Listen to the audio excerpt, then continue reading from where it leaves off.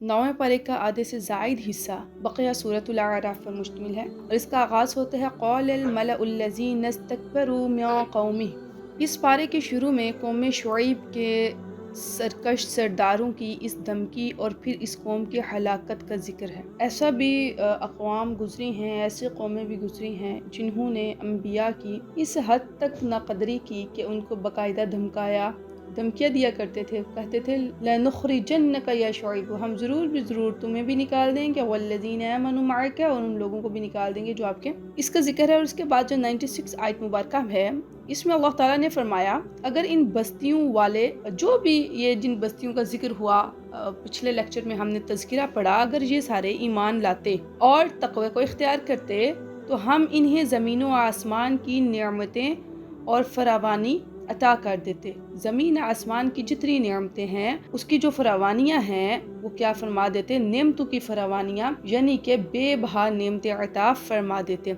लेकिन हक़ को जुटलाने के सबब वो अंजाम बद से दो चार हुए।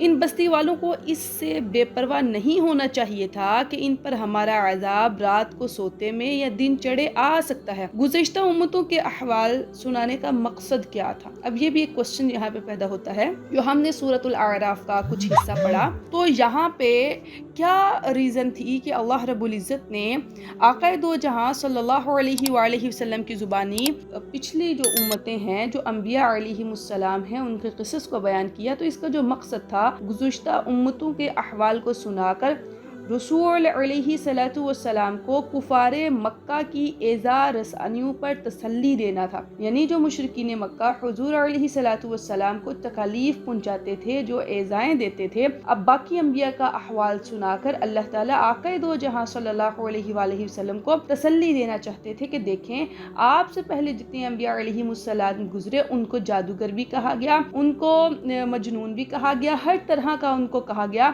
और मुशरिकीन मक्का को इबरत दिलाना भी मकसूद था। ये दो मेन रीजंस थी। एक आक़ाए दो जहां को, यानी वो जो वक्त गुजर रहा था उस वक्त में सहाबा पे भी तकालीफ का वक्त था, आक़ाए दो जहां को भी तकालीफ पहुंचाई जाती थी। तो ये बताना मकसूद था कि पहले अम्बिया के साथ भी ऐसा मामलात हो चुके, और फिर मुशरिकीन मक्का को इबरत दिलाना मकसूद था। देखो, अगर तुम भी पहली कौमों की तरह करोगे तो तुम पर भी अज़ाब नाजिल होगा। इसके बाद आयत नंबर 103 से हज़रत मूसा अलैहिस्सलातु वस्सलाम की बिअसत और फिरऔन और इसके पैरोकारों का जिक्र है कि मूसा अलैहिस्सलातु वस्सलाम ने इनको दावत हक दी और कहा कि मैं तुम्हारे पास अल्लाह ताला की वाज़ेह निशानियाँ लाया हूँ, बनी इसराइल को मेरे साथ भेज दो। तो फिरौन ने मौजज़ात पेश करने के लिए कहा कि हाँ, अगर तुम अल्लाह के नबी हो तो तुम कोई मौजज़ा तो दिखाओ। अब हज़रत मूसा अलैहिस्सलातु वस्सलाम ने अपना अस्सा ज़मीन पर डाला, जो आप हाथ में जिन बकरियों को चराने के लिए एक अस्सा पकड़ा करते थे, उसको जब ज़मीन पर रखा, ज़मीन पर डाला, तो वो एक वाज़ेह अज़दहा बन गया। इन्होंने अपना हाथ गिरेबान से निकाला तो वो देखने वालों के लिए रोशन हो गया। फिरौन के सरदारों ने हक़ को कबूल करने के बजाय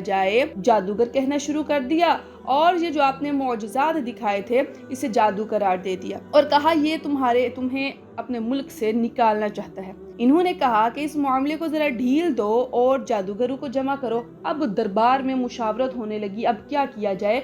तो कहा गया सारे जादूगरों को इकट्ठा करो, मुकाबला करवाओ, तो जादू इसका वाज़ेह सामने आ जाएगा। हमारे पास तो बहुत बड़े बड़े जादूगर हैं। अब जादूगर आए, इन्होंने फिरऔन से कहा कि अगर हम गालिब आ गए, अगर हमने मूसा अलैहिस्सलातु वस्सलाम को मगलूब कर दिया तो हमारा क्या इनाम होगा। इसने कहा, फिरऔन ने आगे से जवाब दिया कि अगर तुम ऐसा कर दोगे तो तुम हमारे मुकर्रबीन में से हो जाओगे, मेरे करीब लोगों में से हो जाओगे। जादूगरों ने मूसा अलैहिस्सलातु वस्सलाम से कहा कि आप पहले करेंगे या हम करेंगे, यानी जो जादू का करतब दिखाना है या जो भी मामला है पहले आप करेंगे हम करेंगे। मूसा अलैहिस्सलातु वस्सलाम ने कहा तुम पहल करो। जब जादूगरों ने अपनी रस्सियां जमीन पर डाल दी तो लोगों की निगाहों को सहरज़दा कर दिया और इन्हें डरा दिया, और इन्होंने कहा ये तो बड़ा जादू है, यानी वो छोटे छोटे सांप बन गए। तो अल्लाह ने मूसा अलैहिस्सलातु वस्सलाम को हुक्म दिया कि अपना अस्सा जमीन पर डालिए। वो अस्सा सांप बना और जादूगरों की जो भी उन्होंने वो छोटे छोटे सांप थे, रस्सियां थी, जो सहरज़दा उन्होंने किया था, उन सबको निगल गया। इस तरह मौजज़े की हक्कानियत और जादू का बुतलान, यानी उसका बातिल होना, नाहक होना साबित हुआ और फिरौनी रुसवा हो गया। अब जब ये सारा मामला जादूगरों ने देखा तो वो समझ गए कि ये जादू नहीं हो सकता, क्योंकि वो बड़े बड़े जादूगर थे और इलाके के बड़े बड़े जादूगरों को जमा किया गया था। انہوں نے دیکھا یہ کوئی جادوگر نہیں ہو سکتا، لہٰذا جادوگر سجدے میں گر پڑے، اللہ پر ایمان لے آئے۔ فرعون نے انہیں دھمکی دی کہ میری اجازت کے بغیر تم ایمان لے آئے، میں تمہارے ہاتھ پاؤں مخالف سمت سے کاٹ دوں گا اور تمہیں سولی چڑھاؤں گا۔ اب جادوگروں نے کہا ایمان لانے کی پاداش میں تم ہمیں سزا دینا چاہتے ہو؟ پھر انہوں نے اللہ تعالیٰ سے صبر و استقامت کی دعا کی۔ اس کے بعد فرعون نے بنی اسرائیل کے بیٹوں کو قتل کرنے اور بیٹیوں کو زندہ چھوڑنے کا حکم دیا۔ اس سے آگے آیت نمبر 130 سے بتایا، سورۃ الاعراف کی آیت نمبر 130 سے بتایا کہ اللہ تعالیٰ نے فرعونیوں پر 61 سالی کا عذاب نازل کیا۔ اب فرعونیوں کا طریقہ یہ تھا کہ اچھائی کو اپنا کمال گردانتے تھے، کوئی بھی اللہ تعالیٰ ان کو اچھائی دیتے تھے وہ اس کو اپنی جانب منسوب کرتے تھے، اور برائی کو بدشگونی کے طور پر موسیٰ علیہ السلام کی طرف منسوب کرتے تھے۔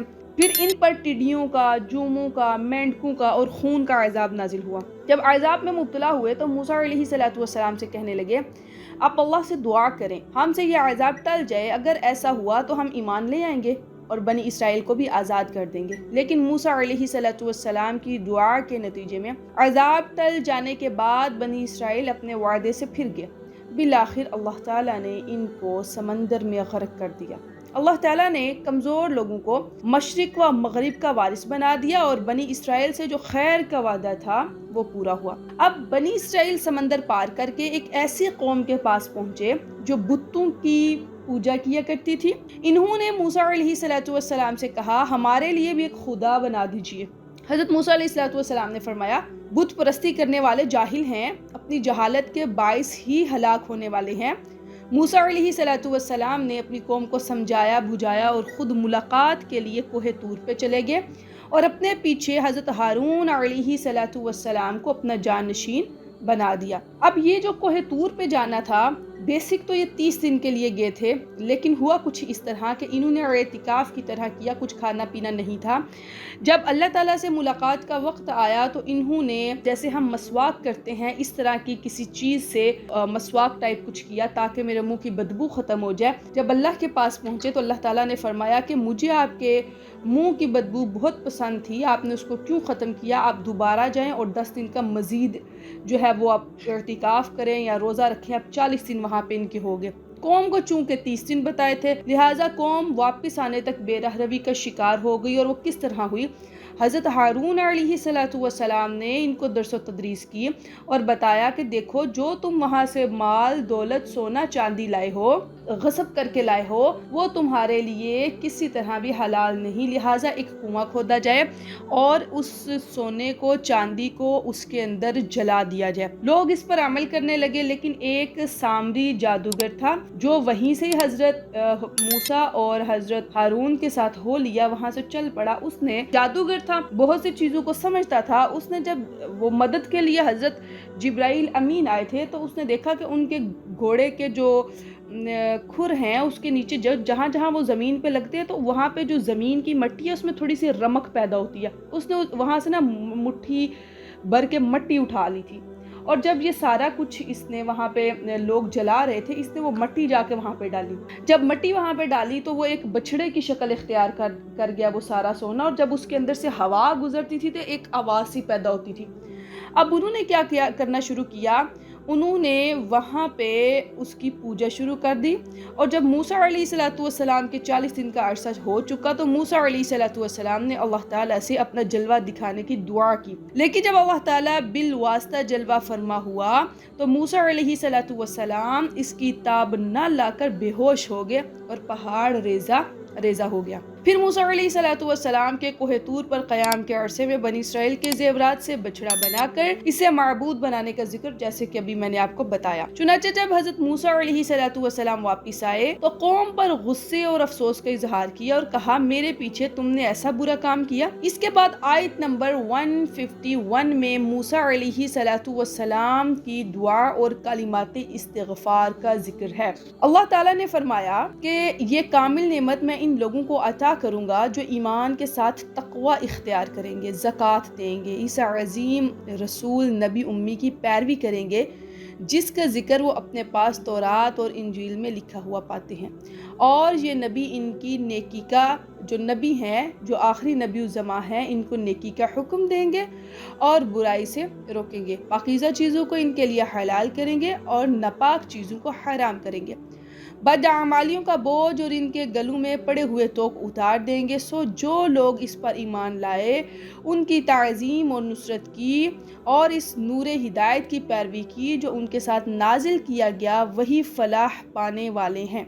اس کے بعد رسول علیہ الصلوۃ والسلام کی رسالت عامہ کا ذکر ہے۔ دعا دیکھیں، آیت نمبر 151، 155 سورۃ الاعراف، پارہ نمبر 2۔ اس میں حضرت موسیٰ اور حضرت ہارون نے جو دعا کی تھی، اللہم انت ولینا، یہ بڑی اچھی دعا ہے، اس کو یاد کریں اور اس کو اللہ کی بارگاہ میں مانگا بھی کریں۔ اللہم، جب ہم اللہ سے دعا مانگے تو ہم سٹارٹنگ میں اللہم کا یا ربنا کا اضافہ کر سکتے ہیں، کیونکہ ہم اللہ سے دعا مانگ رہے ہیں۔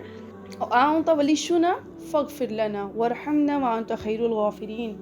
دیکھیں یہ الفاظ کتنے مزے کے ہیں کہ انسان اللہ کو جب پکارتا ہے، یا اللہ تو میرا دوست ہے نا، کتنے مان سے اور کتنی محبت سے اللہ کی بارگاہ میں انسان جاتا ہے۔ اللہم انت ولینا، جب یہ لفظ بولے جاتے ہیں تو انسان کے اندر تک، ایک گہرائی تک انسان کے وہ جو آنسو گر رہے ہوتے ہیں، اللہم انت ولینا، میرے مالک و مولا تو ہمارا دوست ہے، فاغفر لنا، تو ہمیں معاف فرما دے، وارحمنا، تو ہم پہ رحم فرما دے، وانت خیر الغافرین، اور تو بہترین کیا کرنے والا ہے، بخشش کرنے والا ہے۔ اس دعا کو یاد کر لیجیے۔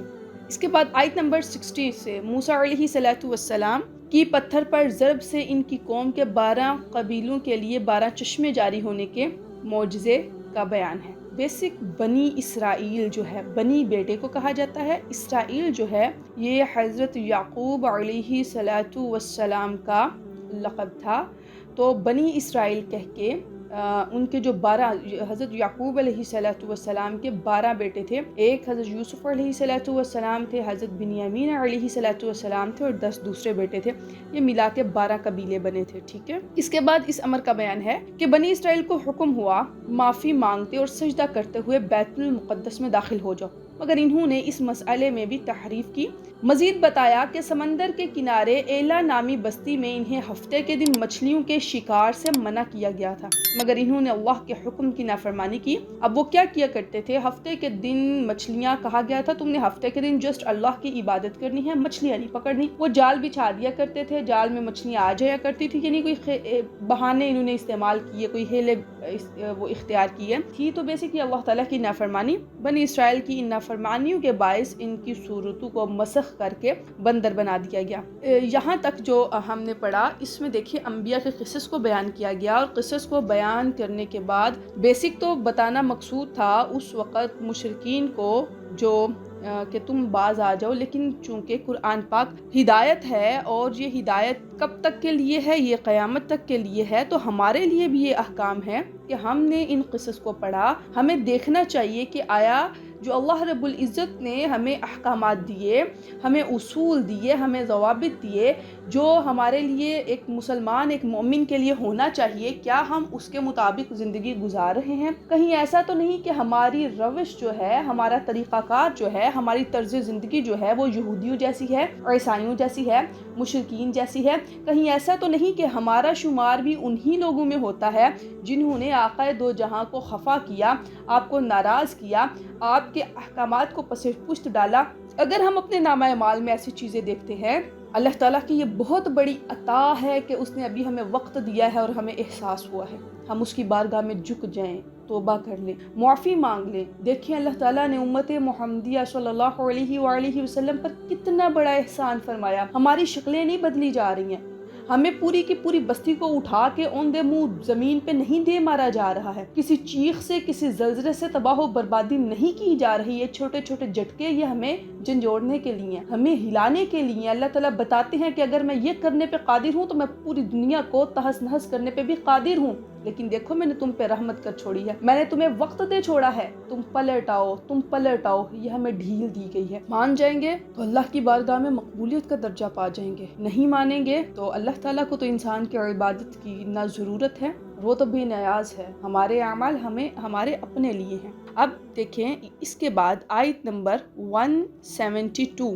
یہاں پہ اس امر کا بیان ہے، اللہ ताला ने बनी इस आदम को और कि जितने भी लोग आज तक आए हैं आएंगे क़यामत तक की तमाम अरवाह को जमा किया और जमा करने के बाद उनसे पूछा अलस्तु बिरब्बिकुम, क्या मैं तुम्हारा रब नहीं। इनसे इन तमाम अरवाह से अपनी रब्बूबियत का इकरार करवाया। इस इकरार को अहद अलस्त से ताबीर किया जाता है। आप यूँ समझें कि अल्लाह ताला ने सारी अरवाह को जमा करने के बाद उनको कुछ सालों तक अपने साथ मानूस किया। जब अपने साथ मानूस किया ना, तो फिर अल्लाह रब्बुल इज़्ज़त ने अरवाह को इकट्ठा किया और उनको इकट्ठा करने के बाद अपने बाएं दस्ते कुदरत से दुनिया का नज़ारा करवाया। अब वहाँ पे जितनी अरवाह मौजूद थी, आप उनके 10 हिस्से कर लीजिए।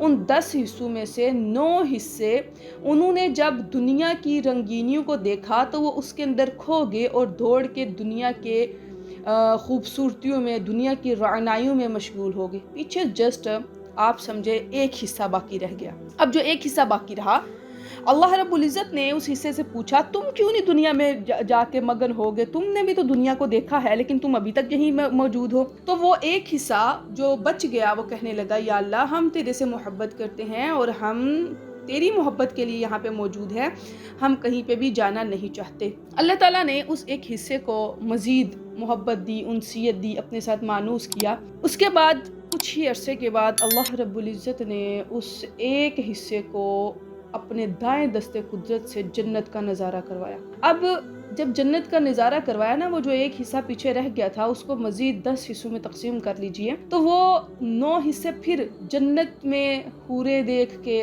वो दरिया देख के, वो जन्नत की खूबसूरतियाँ देख के जन्नत की तरफ माइल हो गए। किसी ने तकवा का नारा लगाया, किसी ने किसी शय का नारा लगाया और एक माइनर सा हिस्सा फिर पीछे रह गया। अब देखिए, पहले जो था 10 हिस्से थे, वो उसमें से 9 चले गए, एक रह गया। अब फिर एक के हमने फिर 10 हिस्से किए, 9 जो है वो जन्नत की तरफ माइल हो गए और एक माइनर सा हिस्सा रह गया। अब जब एक माइनर सा हिस्सा रह गया ना, तो अल्लाह ताला ने पूछा तुम क्यों नहीं गए, ना तुम दुनिया की तरफ भागे ना तुम जन्नत की तरफ भागे। तो वो कहने लगे या अल्लाह, क्योंकि हमारी तलब तू है, हमें तेरी मारिफत चाहिए, ना हमें जन्नत चाहिए ना हमें दुनिया चाहिए, या अल्लाह हमें बस तू चाहिए। अब अल्लाह ताला ने मज़ीद जब उनको अपने पास रखा, फिर अल्लाह ताला ने उनकी आजमाइश का इरादा किया, उन्हें आजमाया, उन पे तकालीफ और मसाइब डाले। जब तकालीफ और मुसीबतें पड़ी ना, तो वो जो एक माइनर सा हिस्सा रह गया था उसको मज़ीद 10 हिस्सों में डिवाइड कर लीजिए।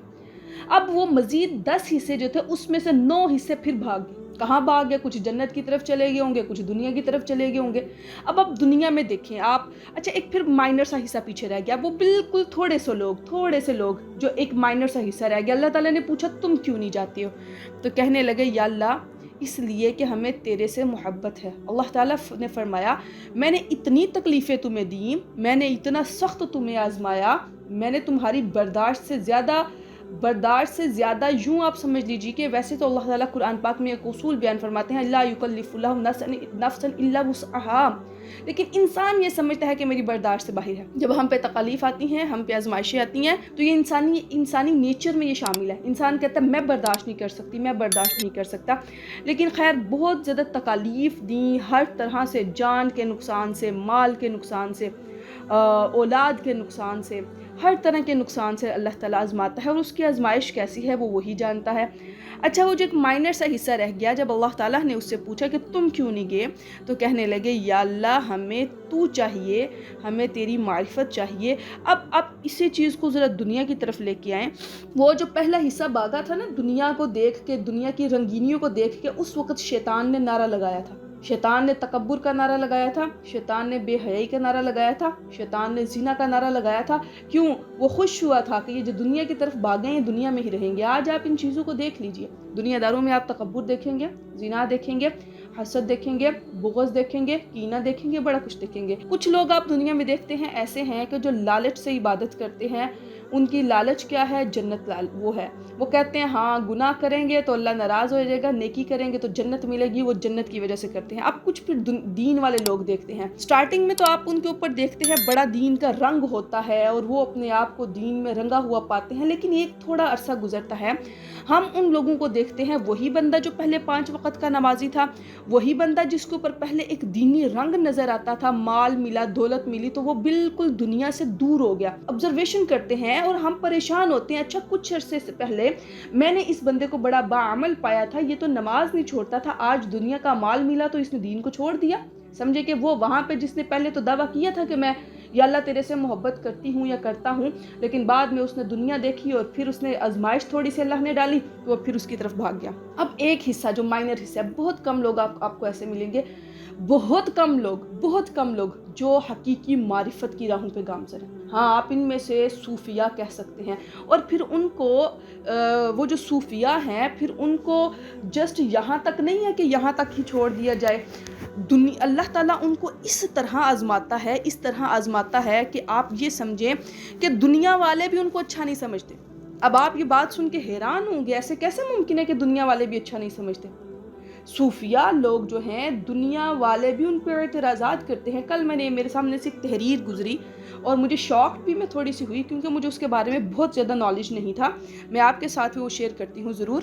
انہوں نے یہ جتنے بھی کچھ صوفیاء گزرے ہیں، جیسے میر خسرو، بابے بلے شاہ اور جتنے بھی ہیں، ان لوگوں کے اوپر کفر کے فتوے تھے۔ یہ اللہ کی محبت میں اس قدر آگے جا چکے تھے کہ دنیا والے ان کو سمجھتے ہی نہیں تھے۔ یہاں تک کہ جب بابے بلے شاہ اس دنیا سے گئے تو علماء نے ان کا جنازہ پڑھانے سے انکار کر دیا۔ اب جب علماء نے ان کا جنازہ نہیں پڑھاتا تھا، خواجہ سرا جسے ہم کہتے ہیں، شیمل کہتے ہیں، انہوں نے ان کا جنازہ پڑھایا اور ان کو بستی سے دور قصور شہر کی طرف جا کے ان کو وہاں پہ دفنا دیا۔ لیکن ایک وقت آیا، ارد گرد قصور شہر کے ارد گرد جو بستیاں آباد ہونے شروع ہو گئی، اور ان کا نام آج بھی زندہ ہے۔ کیوں؟ وہ معرفت کی ان راہوں پر گامزن تھے کہ لوگ ان کو جب حالت شکر ہوتا ہے، جب ایک حالت اس میں ہوتی ہے جب انسان اللہ کی محبت میں بالکل گم ہو چکا ہوتا ہے۔ اب جب ہسٹری کو دیکھیں گے، ہسٹری پڑھیں گے، جتنے صوفیاء گزرے ہیں جنہوں نے اللہ سے محبت کی ہے، ان پہ پھر ایسی آزمائشیں آئی ہیں، ایسی تکالیف کے پہاڑ ٹوٹے ہیں کہ اللہ تعالیٰ دیکھنا چاہتا ہے یہ میرا ہے بھی کہ نہیں۔ اور عشق میں امتحان تو لیا ہی اس لیے جاتا ہے، ایک امتحان کے بعد اگلا درجہ، اس امتحان کے بعد اگلا درجہ، اللہ تعالیٰ چیک کرنا چاہتا ہے اور چیک کرتا رہتا ہے، کہیں اس کے اندر دنیا کی محبت تو نہیں آ گئی۔ پھر یہاں پہ یہ جو راستہ ہے صوفیزم کا، یہاں پہ صرف 2-4 ہی چیزیں ہیں۔ وہ جو آپ نے پکانا ہے، یہی پکانا ہے، لا مطلوبہ الا اللہ، لا مقصودہ الا اللہ، لا الہ الا اللہ، کہ اللہ کے علاوہ، اللہ کے غیر سے تجھے کوئی انٹرسٹ ہو ہی نہ، تمہارا دل غنی ہو، تمہارا دل دنیا کی محبت سے بے نیاز ہو۔ اس راستے میں آپ سمجھیں کہ اگر آپ کے دل میں ذرا سی بھی دنیا کی محبت آتی ہے تو آپ کو معرفت نہیں مل سکتی۔ یہ ہو نہیں سکتا کہ ایک جگہ پہ اللہ کی محبت بھی ہو اور دنیا بھی بستی ہو، نہیں۔ جہاں پہ پھر اللہ کی محبت آتی ہے وہاں پہ فقط پھر معرفت پانے کے لیے صرف اللہ، اور پھر اللہ کی محبت میں انسان پک پک کے ایک لمحہ ایسا بھی آتا ہے کہ اس کے سینے سے جب روح نکلتی ہے نا تو پتہ چلتا ہے کہ اس کے اندر جب کوئی چیز پک جاتی ہے نا تو اس کی ایک عجیب سی آواز اور عجیب سا ذائقہ ہوتا ہے۔ اور جب اللہ کی محبت میں جو پک جاتے ہیں، جو اللہ کی محبت میں اپنے آپ کو فنا کر لیتے ہیں، وہ بظاہر تو یہ لگتا ہے کہ اس نے اپنے آپ کو فنا کر لیا، لیکن جس نے دنیا میں رہتے ہوئے اللہ کی محبت میں فنا کیا، در حقیقت اس نے فنا نہیں کیا، اس نے بقا کا سفر طے کر لیا۔ اب اس راستے میں جو صوفیزم ہے، اس میں 3 چیزیں جو ضروری ہیں۔ سب سے پہلے کہ آپ کا کوئی رہنما، کوئی راہبر ضروری ہونا چاہیے جو آپ کو اس راستے پہ چلانے والا ہو، جس کو آپ گائیڈ کہہ سکتے ہیں، آپ کسی بھی نام سے تعبیر کر سکتے ہیں، لیکن عرف عام میں اگر دیکھا جائے تو اس کو پیر یا مرشد کے نام سے موسوم کیا جاتا ہے۔ لیکن جیسے کہ ہمارے ہر جگہ پہ ایک آپ یہ سمجھیں کہ دھوکہ اور فریب بہت زیادہ ہے، لوگوں کے مائنڈ میں ایک سکیچ بن چکا ہوتا ہے، لیکن بیسک اگر دیکھا جائے تو جو گائیڈ ہے وہ آپ کو کیا کرتا ہے، یہ منازل طے کرواتا ہے۔ 3 فنائیں آپ کو ملیں گی، فنا فی الشیخ، فنا فی الرسول، فنا فی اللہ۔ ان 3 فناؤں کے بعد پھر آپ بقا کی راہوں پہ گامزن ہو جائیں گے، پھر آپ کو بقا ملنا شروع ہو جائے گی۔ اچھا، اس کی اگزامپل کیسے ہے؟ ایک حضور علیہ صلاۃ والسلام آپ جہاد سے واپس پلٹے، آپ نے فرمایا کہ ہم جہاد اصغر سے جہاد اکبر کی طرف لوٹ رہے ہیں۔ اب جہاد اصغر کون سا؟ اصغر چھوٹے کو کہتے ہیں، اکبر بڑے کو کہتے ہیں۔ جہاد اصغر کون سا؟ وہ جہاد جس میں شہید بھی ہوں، دوسرے کو قتل بھی کیا جاتا ہے، کفار کو، خواتین بیوہ بھی ہوتی ہیں، بچے یتیم بھی ہوتے ہیں، مائیں اپنے بیٹے بھی کھو دیتی ہیں۔ یہ کتنا بڑا جہاد ہوگا، یہ کیسا جہاد ہے؟ زخم بھی لگ رہے ہیں جسم پہ، لیکن اس کو کیا کہا گیا؟ تیر تلوار کے ساتھ لڑنا میدان جنگ میں، اسے جہاد اصغر سے تعبیر کیا گیا، لیکن اپنے نفس کے ساتھ لڑنا اسے جہاد اکبر سے تعبیر کیا گیا۔ اب جو بندہ تیر اور تلوار کے ساتھ میدان جنگ میں لڑ رہا ہے، اگر تو وہ فتح یاب ہوتا ہے تو غازی ہے، شہید ہوتا ہے تو پھر دیکھیں کتنا بڑا مرتبہ ہے، شہید کا مرتبہ بھی بہت بڑا۔ لیکن فرمایا یہ پھر بھی جہاد اصغر ہے، اور جہاد اکبر وہ ہے جو بندہ دنیا میں رہتے ہوئے اپنے نفس کے ساتھ جہاد کرے۔ فی زمانہ نفس کے ساتھ جہاد کرنا کتنا مشکل ہے، گناہوں کی زندگی کو چھوڑنا، اپنے اوپر فقیری کا جبہ پہننا، اور فقر یہ نہیں ہے کہ تم ہاتھ پھیلاؤ۔ ڈاکٹر علامہ اقبال رحمۃ اللہ علیہ نے فقر کو جو بیان فرمایا، آپ نے اس پوری خودی کا جو آپ درس دیتے ہیں نا، جو آپ خودی کا درس دیتے ہیں ڈاکٹر علامہ اقبال۔ اچھا، مجھے یہ سن کے کل حیرت ہوئی، میری ڈسکشن چلی کہ ڈاکٹر علامہ اقبال رحمۃ اللہ علیہ آپ پہ بھی کفر کا فتویٰ تھا۔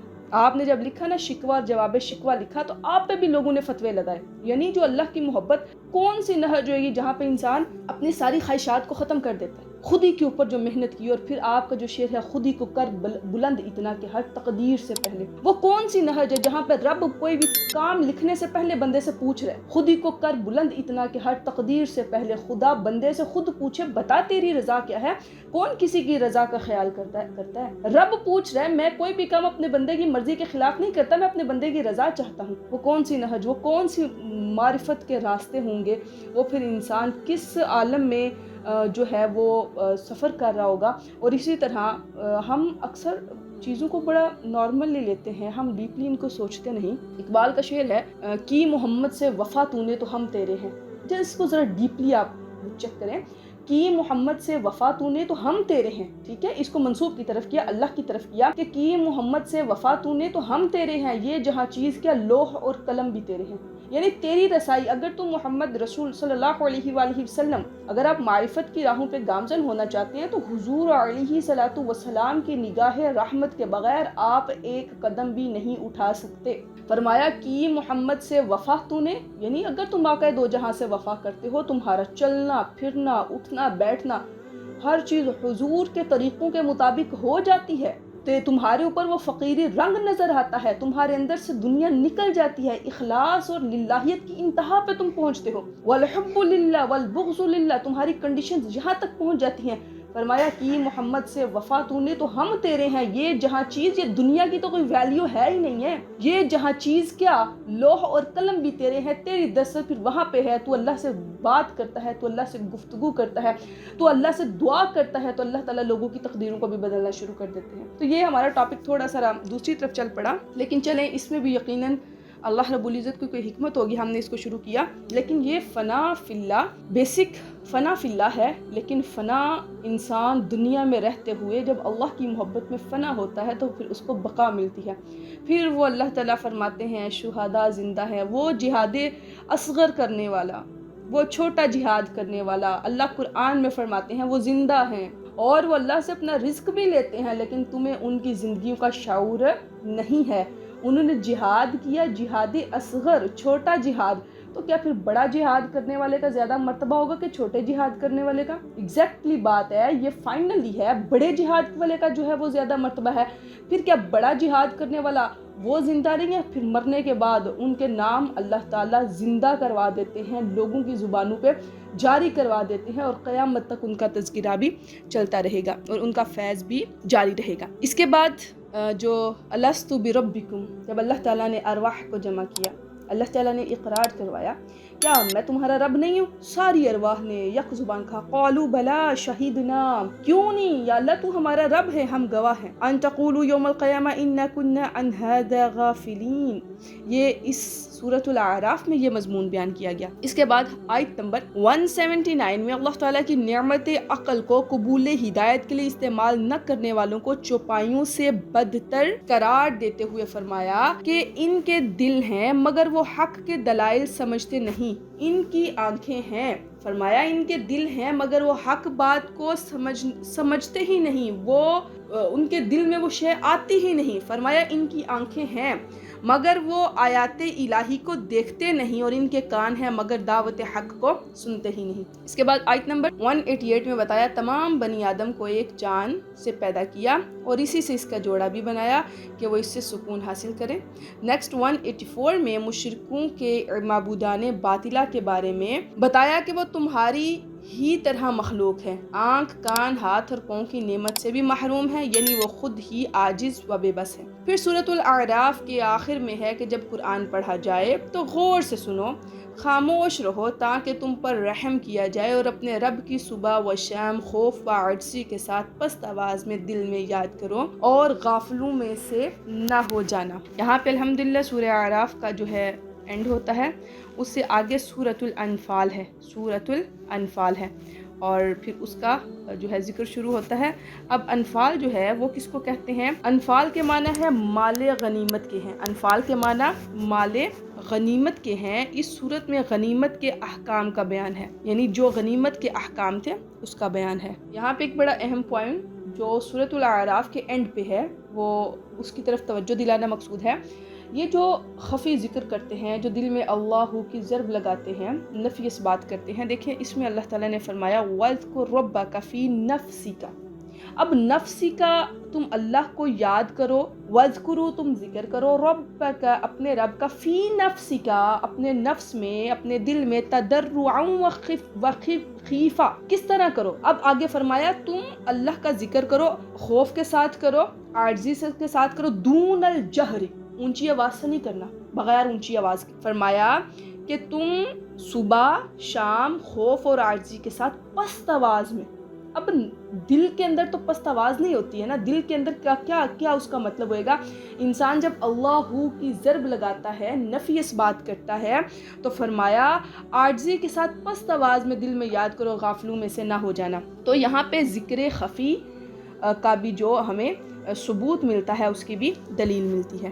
یہاں پہ سورۃ الانفال جو انفال کے معنی مال غنیمت کے ہیں اور اس صورت میں غنیمت کے احکام کا بیان ہے۔ اس میں غزوہ بدر کا تفصیلی تذکرہ ہے، اس لیے بعض مفسرین نے اسے سورہ بدر بھی کہا ہے۔ اس صورت میں 6 مرتبہ یا ایھا الذین آمنو کہہ کر خطاب کرتے ہوئے یہ اشارہ کیا گیا ہے کہ دیے جانے والے احکام پر عمل ایک مسلمان کے ایمان کا اولین تقاضا ہے۔ اب مال غنیمت اللہ اور اس کے رسول کے لیے ہے، وہ جس طرح چاہیں اس کی تقسیم کا حکم جاری۔ کامل ایمان والوں کی صفات اللہ کے ذکر سے متاثر ہونا، کلام اللہ کو سن کر دلوں کا نرم ہو جانا، اللہ پر توکل کرنا اس صورت میں مذکور ہے۔ پھر بدر کے ابتدائی مرحلہ کا تذکرہ ہے کہ نکلتے وقت بعض لوگ پوری طرح تیار نہ ہونے کی وجہ سے جہاد پر آمادہ نہیں تھے، لیکن جب نبی علیہ الصلوۃ والسلام کے ساتھ مل کر کافروں سے مقابلہ کر کے میدان میں آگے تو اللہ نے فرشتے اتار کر تمہاری مدد فرمائی۔ ایک طرف 313 ہیں اور ایک طرف 1000 کا لشکر ہے، لیکن کس چیز نے ثابت قدم رکھا؟ کامل ایمان نے ثابت قدم رکھا۔ کافر قتل اور زخمی ہوئے اور میدان سے راہ فرار اختیار کرنے پر مجبور ہوئے۔ مجاہدین کی عظمت کا بیان ہے کہ تم نے جو کافر قتل اور گرفتار کیے یا ان پر تیر برسائے تو در حقیقت وہ اللہ نے سب کیا۔ پھر بتایا کہ میدان جہاد سے بھاگنے والے کا ٹھکانہ جہنم ہے، البتہ اگر مزید تیاری کر کے دوبارہ حملہ آور ہونے کے ارادے سے پیچھے ہٹا ہے تو کوئی حرج نہیں ہے۔ اللہ اور اس کے رسول کا جب بھی کوئی حکم آئے تو اس پر عمل کرنے میں تاخیر نہ کریں، اس میں تمہاری حیات کا راز مضمر ہے، تمہاری زندگی کا راز، تمہاری بقا کا راز اسی میں ہے کہ جب اللہ اور اس کے رسول کا حکم آ جائے تو سر تسلیم خم ہو جانا چاہیے۔ قتال فی سبیل اللہ اس وقت تک جاری رہے گا جب تک دنیا سے فتنہ و فساد ختم ہو کر دین اسلام کا نظام پوری دنیا پر غالب نہ آ جائے۔ یہاں پہ 9ویں پارے کا جو ہے وہ اختتام ہوتا ہے۔ انشاءاللہ اللہ کریم نے چاہا تو کل 10واں پارہ کریں گے۔ اللہ تعالیٰ اس پڑھنے پڑھانے کو ہمارے لیے ذریعہ نجات بنا دے، اس سمجھنے سمجھانے کو ہمارے لیے ذریعہ نجات بنا دے۔